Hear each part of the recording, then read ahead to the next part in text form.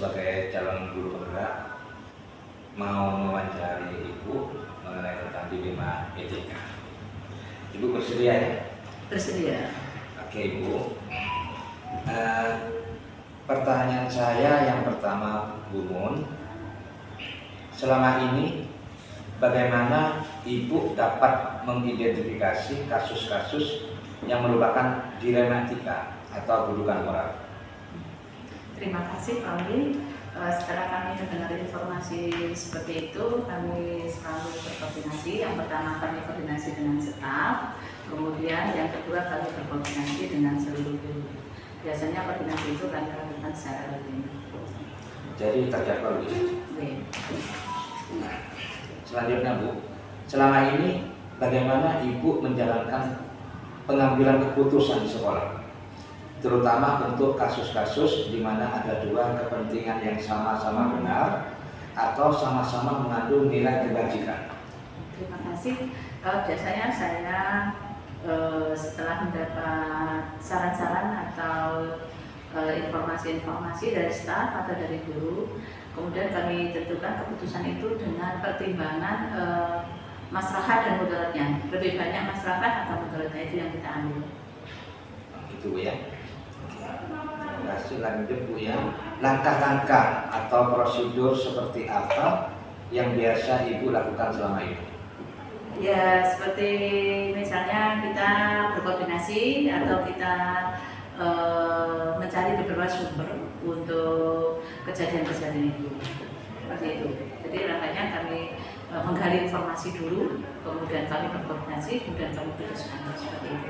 Jadi pengambilan data Harus data ya. dilakukan dulu ya. Selanjutnya Ibu, hal-hal apa saja yang selama ini Ibu merupakan tantangan dalam pengambilan keputusan pada kasus-kasus dilema etika? Tantangan-tantangan itu biasanya kami ketika ada beberapa staf yang tidak setuju untuk pengambilan keputusan, tapi itu harus kita lakukan dan saya sebagai kepala sekolah harus berani memutuskan. Jadi pengambilan keputusan harus memang tetap berdasarkan data-data juga. Ya, data. Jadi data yang paling lengkap itu yang digunakan. Ini Bu, selanjutnya ya. Hal apa saja yang selama ini Ibu anggap efektif dalam pengambilan keputusan kasus dilema etika? Yang paling efektif menurut saya yaitu berdiskusi, berkoordinasi secara rutin. Kami biasanya dengan staf itu 1 minggu sekali. Kemudian kalau urgent kami langsung mengumpulkan guru-guru untuk mengidentifikasi masalah data-data yang keluar. Tidak hanya dari staf, tapi juga dari seluruh sivitas SMA. Jadi termasuk dari wali murid mungkin juga, dari komite juga itu. Dari semua yang ada di stakeholder yang ada. Terus dulu ini, apakah Ibu memiliki sebuah tata cara atau jadwal tertentu dalam sebuah penyelesaian kasus dilema etika? Apakah Ibu langsung menyelesaikan di tempat atau memiliki sebuah jadwal untuk menyelesaikannya dari bentuk atau prosedur seperti apa yang Ibu jalankan? Tergantung kasusnya. Kalau kasusnya itu harus melibatkan beberapa elemen atau beberapa komponen, harus tidak bisa sekaligus menyelesaikan. Jadi melihat besar kecilnya masalah dulu Pak, sehingga kita tidak gegabah untuk mengambil keputusan. Jadi tetap data itu diutamakan ya. Data, kalau ya. Data, itu kan ya, data-data otentik itu harus. Jadi kalau sudah lengkap, setelah itu juga bisa diputuskan. Tapi Sehingga kalau dulu masih mengumpulkan dulu. Tidak ada komplain dari misalnya orang tua atau siapa saja. Terus Ibu, adakah seseorang atau faktor-faktor yang selama ini mempermudah atau membantu Ibu dalam pengambilan keputusan dalam kasus-kasus dilema etika? Biasanya kami kalau sudah mentok berdiskusi, kemudian kami juga minta saran kepada yayasan. Sebagai pihak teratas dalam lembaga. Jadi faktor untuk yang mendukung mempermudah keputusan dari di atas hati Bu ya. Nah, terus yang terakhir Bu ini, dari semua yang telah disampaikan Ibu tadi, pembelajaran apa yang dapat Ibu petik dari pengalaman Ibu mengambil keputusan dilema etika? Secara pribadi atau secara lembaga, kasus-kasus seperti itu tidak bisa kita putuskan secara sendiri dan kita tidak bisa gegabah memutuskan seperti itu. Jadi kita perlu koordinasi, kita perlu mengumpulkan data-data yang akurat sehingga tidak ada komplain lagi seperti itu. Jadi intinya kata kuncinya itu melakukan kolaborasi dari semua pihak sehingga tidak ada yang merasa dirugikan itu. Ya, terima kasih Bu. Hanya ini yang bisa saya minta pendapat Ibu tentang dilema etika sebagai kepala sekolah di tempat saya. Bagaimana cara memutuskan kalau terjadi suatu masalah dilema etika. Terima kasih Bu. Mohon maaf bila kurang memuaskan dari Ya, saya sudah merasa senang Ibu sudah menjawab. Saya lebih terbuka lagi menunjukkan nanti pembelajaran saya ini. Ya, terima kasih Bu. Oke, sama-sama.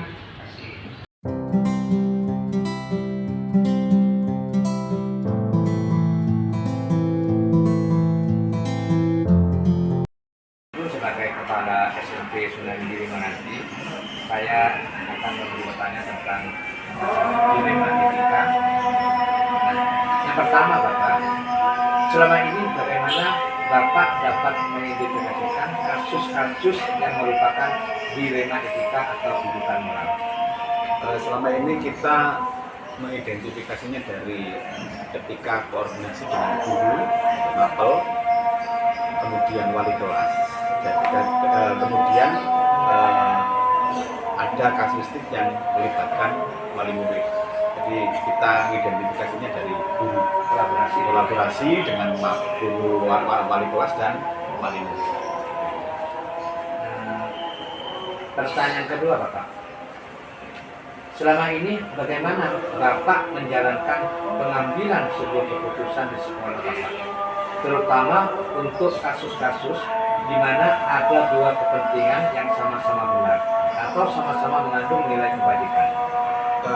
Karena kita sudah mengidentifikasinya dengan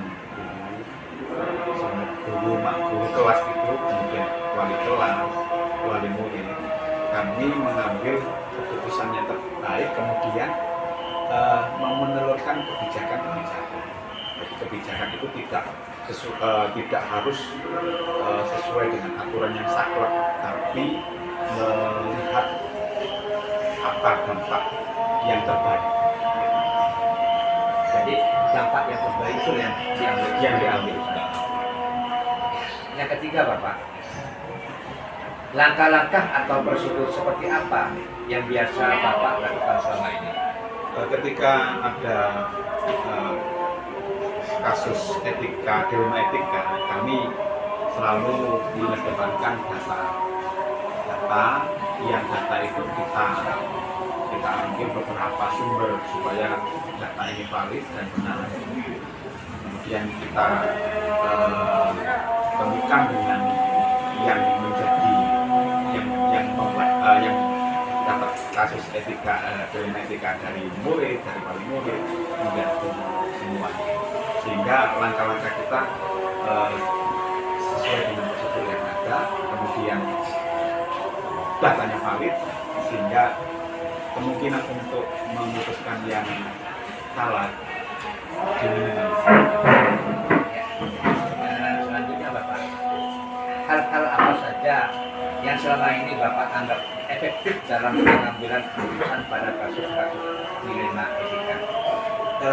Yang efektif dalam pengambilan itu ya, satu, datanya valid dan itu sumbernya banyak yang mendukungnya. Datanya sumbernya valid, berdasarkan sumber-sumber yang valid juga, sehingga pengambilan keputusan itu bisa segera diputuskan. Terus hal-hal apa saja yang selama ini merupakan tantangan dalam pengambilan keputusan pada kasus-kasus dilema etika?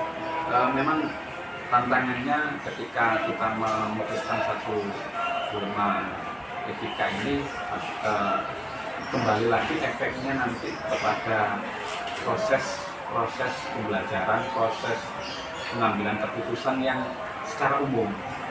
Sehingga kalau dilema etika ini kan memang kasus-kasus tertentu yang memang dianggap perlu pengambilan keputusan yang berbeda, sehingga dari tantangannya nanti berbenturan dengan kasus-kasus yang ini.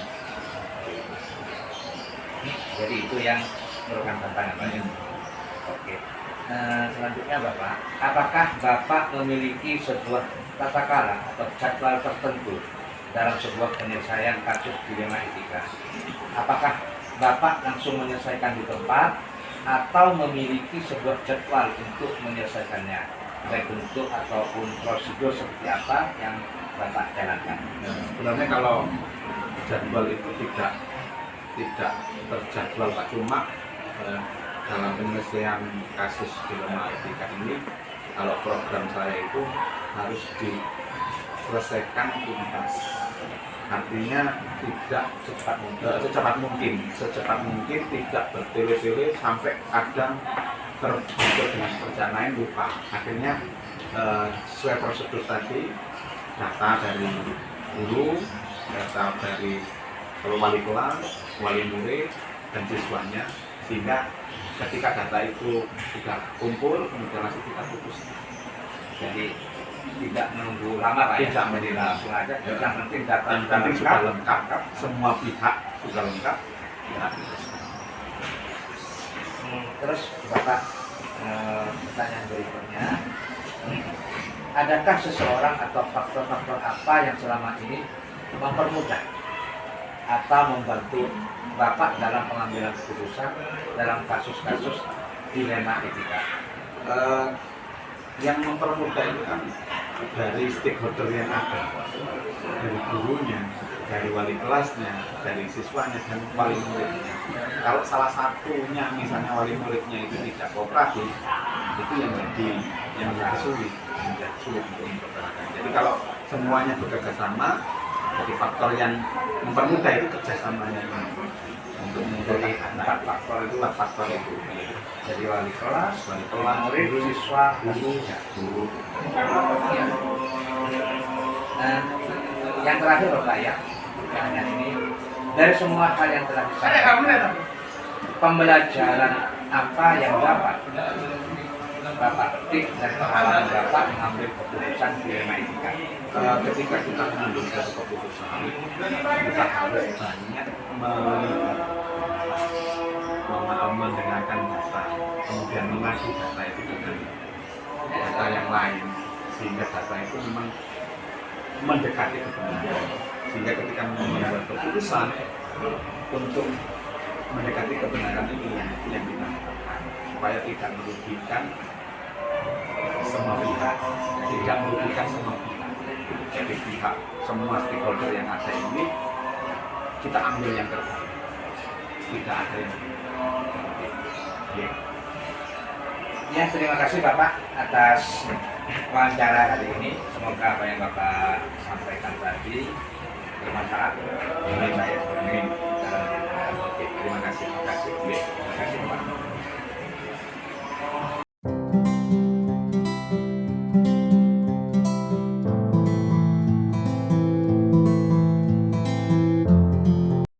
Ya.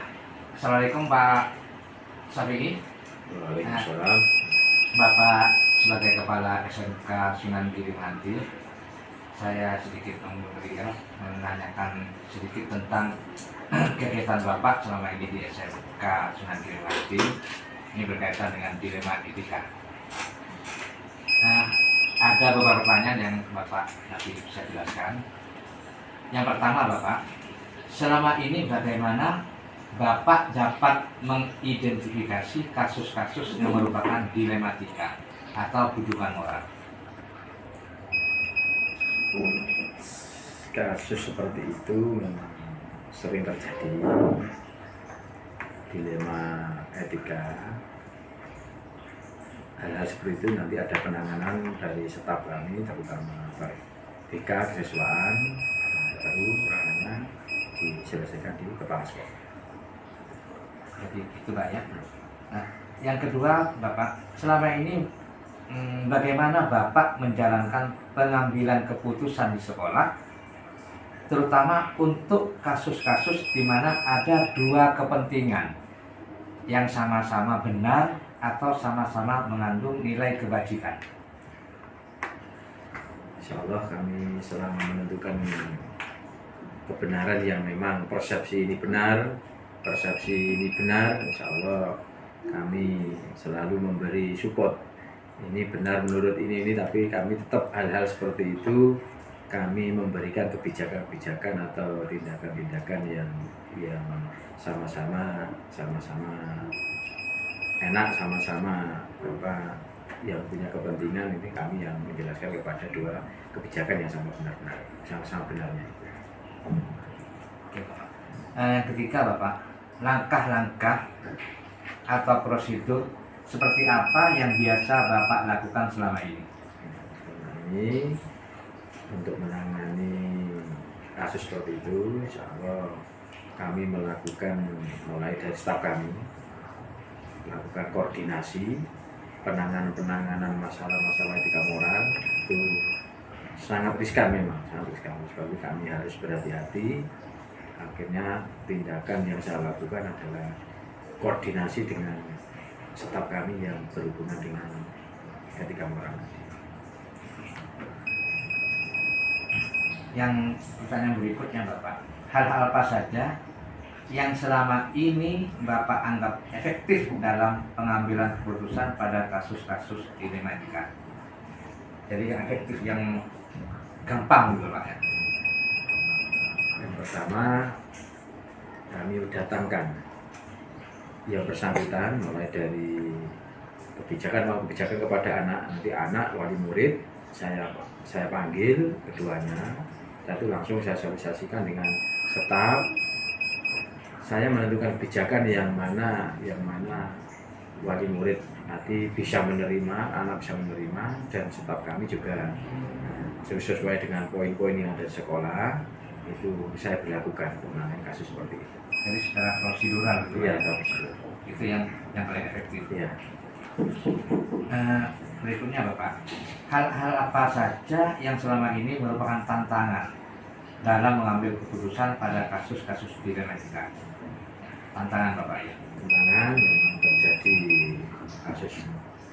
Tantangan kami memang kebijakan itu memang kadang-kadang menguntungkan bagi persepsi wali murid, menguntungkan bagi sekolah, tapi tidak. Akhirnya banyak wali murid yang protes seperti itu. Kemarin kami mengambil kebijakan anak-anak tur Bali, macam itu ada wali murid yang memang protes, katanya biayanya seperti dibandingkan. Nah, ujung-ujungnya ya kami melakukan pendekatan, memberikan pengarahan dan sebagainya. Alhamdulillah ujung-ujungnya bisa diterima wali murid. Terus, Bapak, apakah Bapak memiliki sebuah tata cara atau jadwal tertentu dalam sebuah penyelesaian kasus dilema etika? Apakah Bapak langsung menyelesaikan di tempat atau memiliki sebuah jadwal untuk menyelesaikannya, baik bentuk ataupun prosedur seperti apa yang Bapak jalankan? Selama ini kami menjalankan penyelesaian kasus. Yang pertama, ketika ada laporan kasus masuk ke kepala sekolah, yang pertama penanganan dilakukan oleh BK kami dulu.